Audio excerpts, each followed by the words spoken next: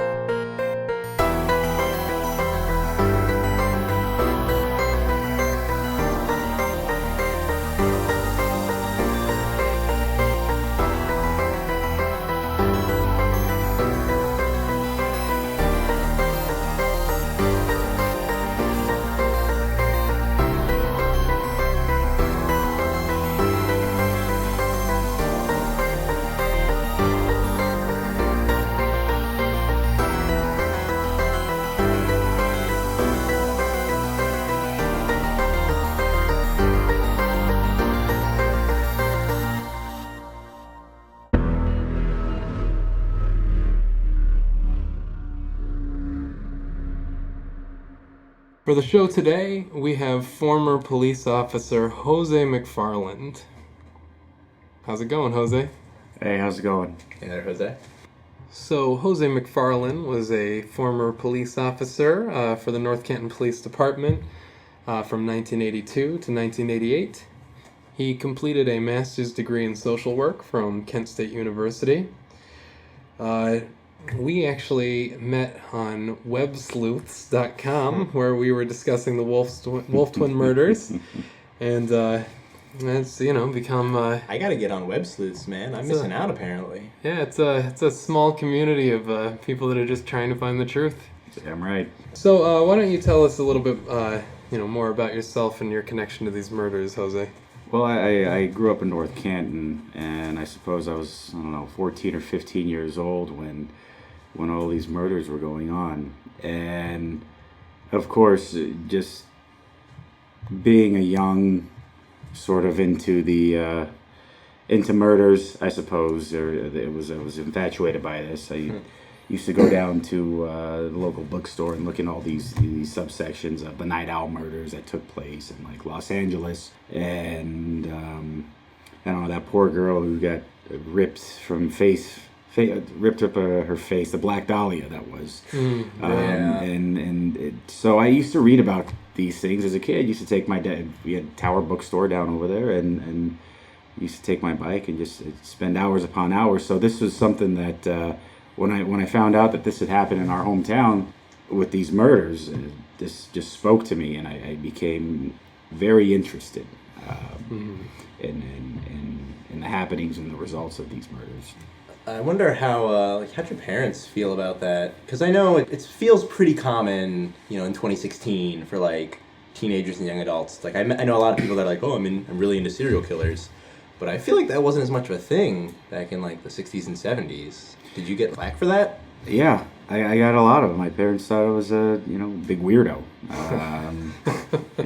My father wanted me to play football, baseball, the whole nine. The classic. Yeah, just your standard grade A American, young man. But I just was not interested in that. I was more interested in investigating and reading and sort of looking into the history of these types of sort of. And not to devalue what happened, these social phenomena of these murders coming out of nowhere, and the killers that used to just, wear something as devious as a mask from, and so another thing that encapsulated me was the fact that nobody came forward. They couldn't find these people, and that's something that just it burdens me to this day.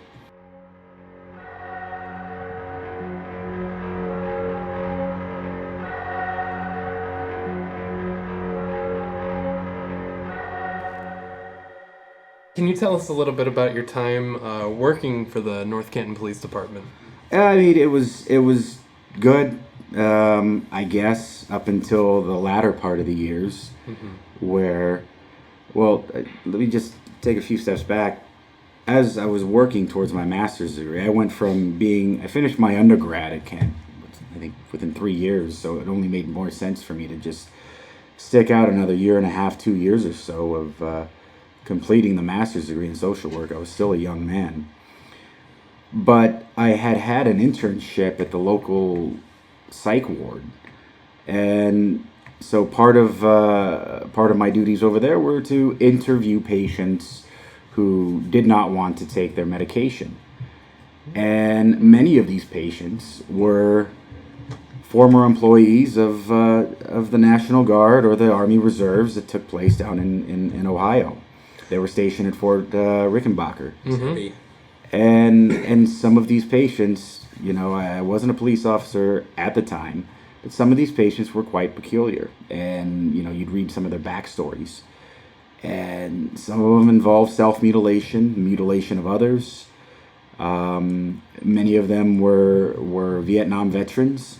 I understand that there were Green Berets on the base. So, and some of them, though I didn't know at the time, not until later, but some of them had these tattoos that were indicative that they were in special forces. So this was, I was very drawn to these things. And so, you're as any social worker can do, you just do the comparative analysis. Well, who has the tattoos? Let's look at their history. And those who maintain a particular tattoo of the same design had almost, I think it's 9 out of 10, I don't know, 100% chance that they were involved in some sort of self-mutilation or the mutilation of others. Cutting, choking, it was something, there were photos in some of these files that were just very, very disturbing for me. Does this have anything to do with post-traumatic stress syndrome? Yeah. Did we even really understand PTSD? Well, it had a different name back then, I believe. It was combat fatigue? Battle fatigue. Battle That's fatigue. What it was. It's sort of like a really shitty way of, in a very lazy way of devaluing what soldiers actually go through. I think it was, I don't know if it was General Patton, or there was a story back in World War II that he had visited a hospital and one young soldier didn't want to go back because he had been on the front lines in the trenches, so to speak, and this general slaps a kid across the face saying, "Get it together, you're going back out there whether you like it or not." This was sort of the overall culture back then. Culture is better now. But, Sure. But I would strongly believe that would have to do something with PTSD. Oh, and do you think any of these patients maybe could have been involved with the Wolf Twin murders? Well, this is where my police work comes in. Okay. And so I was still very much interested in the Wolf murders. Even as a police officer, I'd go to the old timers who were the first responders there, and I'd ask them questions. And there was one particular old timer, Carson, who would answer any question that I had asked him. Just the detailed graphics, his initial response in doing the crime scene tape, and any potential witnesses. He was fine. He was very forthcoming, but he was the only one. And then I had seen a supervisor, and I wasn't supposed to be there at the time, but I had seen, stop answering these questions. That fucking rookie punk doesn't know anything, so why would you even bother? Don't entertain this. And any other sort of veteran police officer that I wanted to ask, they just did not want to respond about it. It was almost as if they were ordered not to respond. Wow. So there was this one particular evening where I go into this old storage room, and I just start looking through case files. I was, just as inquisitive as I was and curious as I was as a 15-year-old, reading those old books. That must have been like a treasure trove. Oh, it was tremendous. And I just was thumbing through a lot of the old folders and seeing a lot of what had happened. And, forgive me if I stall for a minute, but some of those images were just were atrocious. No, they're awful from what I've seen. Just in my own research and discovery, and it's so hard to find these pictures. It seems like they almost don't been exist. Covered up, right?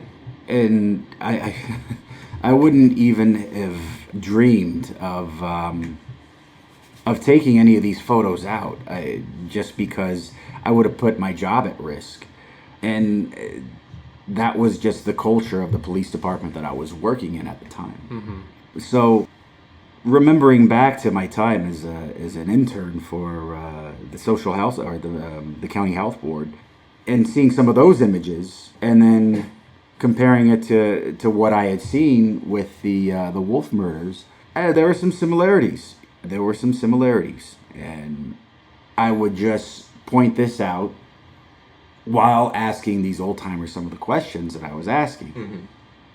And there's this one particular question, like, hey, do you think that, maybe, does anybody suspect that it could have been like an old tormented soldier from Vietnam? And if so, what are your thoughts on that? Because nobody ever found anything. And the reaction from some of these police officers, these old timers, it was almost as if I had struck a chord, or struck a wrong chord. And so, being the observant person and base it off of a little bit of a symbolic interactionism, I knew that I should probably 100% shut the fuck up. So I became known very quickly as that guy who grew a brain, and mind you, this is still in the early 80s. If you have a master's degree in underwater basket weaving and you become a police officer, they see you in a different light, because the vast majority of police officers at that time, and even, we can argue this present day, they do not maintain an advanced education. They took 60 credits, or back then it was just having a high school diploma. Mm-hmm, mm-hmm. So you were largely seen as a threat. So being educated or overeducated actually worked against you in sort of like a hierarchical organization, a rank and file. That makes sense. I have a question about that. Yeah. Somebody not involved in police work at all, totally on the outside. I've heard what I feel is probably just bullshit on the internet about how nowadays they look for cops that aren't educated. If you score too highly on what would be your entrance exams, it can actually hamper you. I've heard this. I don't know if it's true. Well, of course, I don't think any organization is going to advertise that, but once you're on the inside and you kind of know, what they're looking for, who they're looking for, the most fucked up thing that I've seen is that it's actually easier for somebody who is 20, I think at the time that I joined it, you had to be 20 years old. You can be in the academy at 18, but you had to be 20 when you were sworn in. Mm-hmm. 20 years old, zero work experience, very little college, and just having had lived at one residence your entire life, it was easier for that person to get into the police department because there was very little paperwork that you had to do, whereas myself, I had lived in a few different places, got a few jobs, my undergrad and my master's that required that I had to submit a lot more documents. Mm-hmm. So, it seemed to work against you. You were already seen as like, this guy's a pain in the ass. I got to do all this fucking paperwork on him. Mm-hmm. I eventually made it through because I was persistent, but that sort of sentiment towards me never left because North Canton is comparatively to most police departments, it's a fairly small police department. Sure, not a huge town, especially back in the day. Yeah, right. There's still guys that I know that are on the force now, and this was well over 20 years ago when I left. I was voluntold to resign or kind of forced to resign. So why were you voluntold to resign? My infatuation with the Wolf murders. I just couldn't stop. It became like an obsession. Mm-hmm. I actually, well, I Xeroxed a bunch of the files, and as a police officer, I didn't break the law. You're not breaking the law when you're doing these things. It's just, but administratively, you're doing something wrong because it's not your case. Well, why are you investigating something that you were just a worm shit 15-year-old kid at the time, And so I wanted to Xerox. I wanted to take it home. I wanted to have my own investigation. Of course, there were also some things. I looked at it at the time like I was some sort of cavalier. Like I was doing something on my off-duty time that would not only be good for solving these murders, but also as self-promotion. Who wants to remain a beat cop or a patrol cop for the rest of their career? Right. I'm a fairly smart guy. I think my education shows I had experience, and shit, I wanted to make detective, man. Who fucking wouldn't want to make detective? That's the sexiest rank ever, you know? And so I had taken this initiative. Somebody found out. I don't know how they found out, but I find myself in an office and answering to questions as to why I'm interested in this.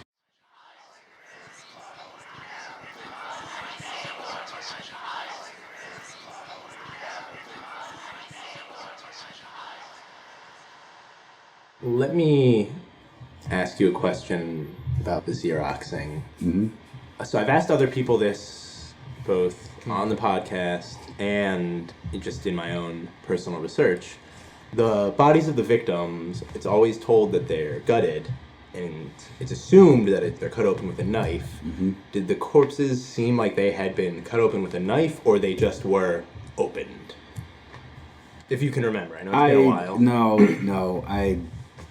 To me, in my mind, it looked like a knife. It looked like not just any sort of, your standard run-of-the-muck knife. It just, I don't know how to, what's this, the new series, Game of Thrones, that I've been looking at, on HBO. Right. So there's that one group, the Dothraki. It looked like something like that, like some sort of fucking farmer's tool, I suppose. Like whatever their choice of weaponry is. I don't know the name of it. Like they were like hewn open with some kind of like rough, sharp weapon, not like a clean knife. Not like a clean knife. Not in my mind. There's not any sort of knife that based on my knowledge, and thankfully I don't know too much of this topic. But based on my knowledge, that would be able to do something like that. I don't think it was quite the size of the farmer's tool. I think maybe it was perhaps a little small, much smaller, but it was done certainly by a device that you don't even know. If this thing were to strike you, you wouldn't even know that you're dead until you actually are dead. Just something that quick and painless, so to speak. But I don't know. I could be wrong. I was never into forensics. I was always into the social work aspect. Yeah, of policing. that's fair, man. Thank you. I think this is really the main thing I'm always concerned about is what is the motive for these murders? Was it just random happenings, or do you think there's something much deeper to it? I don't know. So shortly after I was voluntold to leave the department, I lived in New York to just sort of experience, New York in the late 80s, early 90s. I lived in a few shitty apartments where there were just roaches everywhere. And so as New York in the late 80s and 90s. Oh, yeah. And so there were roaches everywhere. I always take this one roach and really just mutilate it and just set it out in the in the middle of the example. And you leave the example, And of course, roaches don't respond to that. Your friends come over, you make a little joke about it, like, yeah, I set the precedent with that little fucker right there, so that his friends would know not to fuck with me. But I mean, on a more serious level, it seemed like whoever was doing these murders was there to make a statement, to set a precedent. They just didn't kill them for the fun of it. They wanted to send a message. Wow. What do you think that message was? I don't know. That is what has been troubling me for a very long time. I mean, I can base this on a number of theories, but I think you got some really fucking pissed off soldiers that came back from Nam, and they're just tired of it. And they're tired of society. They may have been tired of... Well, and all the victims themselves were, 16 to 29. None of them had any military experience. Right. That was the generation who was really treating the returning home soldiers like shit. Yeah. So it's that makes sense to me that it's a revenge killing almost. I've thought about it from that angle, and I haven't ruled it out. Of course, also remember at the time that a lot of those soldiers, before going in or being drafted in, they were once those protesters, you know. Right, those were The their other brothers side. and sisters, and they felt that they were strong-armed into doing a war, going to a war, which, you know, you look back at that time, oh yes, every politician that's going to get up there, I'm bringing the soldiers home, I'm bringing the soldiers home. So it happens today. it happens today. And so many of those soldiers feel that, oh, well, you know what, by the time I get there anyway, by the time I'm done with training, the war is going to be over, so who gives a fuck? I'll just play my cards right, and I'll go ahead and I'll gamble with this. And they end up being there for, you know, at least 1 year, but more than likely 2 years, 3 years when you implement all of the training. Sure. And so Psychologically fucks your head up. it's gonna fuck you up, and as such, you're gonna do some shit that when you get back, if you're not treated properly, it's bad. I can't articulate this. So there's a lot of social issues that for me that I was very troubled with. So I had the motivation of wanting to go on to another rank to solve this, and I also had, you know, sort of this patriotic, in my mind, but patriotic need to really sort of clear these fucking murders. I don't know. Yeah, man. It was a lot of, I'm sorry, as I'm talking about this, a lot of emotion is coming up. Sure. Because I'm starting to recollect when I was let go, when I was investigating and trying to do my own sort of field work. Right. It's just a fucked up memory for me, man. Well, I guess we're coming near the end of our time, but I do have one last question. Why the cover-ups? You know, like one of the things I'm just kind of putting together, and, you know, tell me if I'm wrong, but you know, do you think it was the police themselves covering these murders up because their friends were doing the killings, or do you think it's something deeper than that? Like, do you think Jim Rhodes is behind any of this? That stupid son of a bitch, Jim Rhodes. It's not sexy to be in office when you have soldiers going around, and veterans, some of them are still soldiers, going around killing people. Yeah, it's a dead end.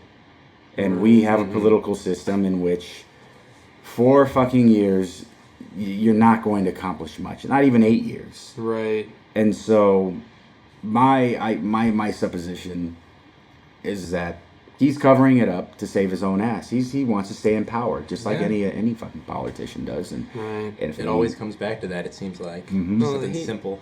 He actually compared the protesters at Kent campus. He compared them to Nazis, and saying that they were the worst people that America harbors, and you know, that's such an insanely harsh statement to say about people using their First Amendment right, and Especially people that you have recently killed. right. And sadly enough, he has a following of people that believe this, and these people are the vast majority at that time of the people who follow him, and they're the people that vote for him. So it's, if they were to find out that these wolf murders were soldiers under his office, you know, that came out of Ohio, going around killing people, not a whole lot being done about it, well then that's a dead end for him. That's his career. You know, to give a little credence to the theory that it might have been Vietnam vets, while you guys were talking, I was looking this up. There are wolves in Vietnam, and anybody I've ever talked to that's an outdoorsman that really spends nights out in the woods, they all have a story about nights where they know there's a pack of wolves, just watching them, feeling them out, seeing what's up. Wow. And how many soldiers, you know, were This introduced guy- to Agent Orange or something. Can you Sure. imagine being in the fucked up mental state of being in Vietnam, Probably- having all these chemicals in your body, Right. and the imagery of having these wolves watching you from in the jungle, and then also being worried about Viet Cong and everything? That would fuck me up. Well, and there's something symbolic about the wolf observing and, you know, before making an attack that makes a lot of sense to Yeah, me. there could be something there. I certainly think that there can be something there. I got a book in my mind right now. It's a very popular one. Maybe it's called The Lone Wolf, or The Pack of Wolves or something. But that was also a very very popular book at that time. There's a lot of symbolism behind that animal. So I don't know, but yeah, man, it's fucked up. It's lack of a better word. I don't know what else to say. All right. Well, Jose, we wanted to thank you so much for being on the show with us today. Thank you. That was really insightful, seeing how the police department worked at that time. So anyways, my name is Julian Stowe. I'm Alex Pisani. And this is The Wolf Twin Murders.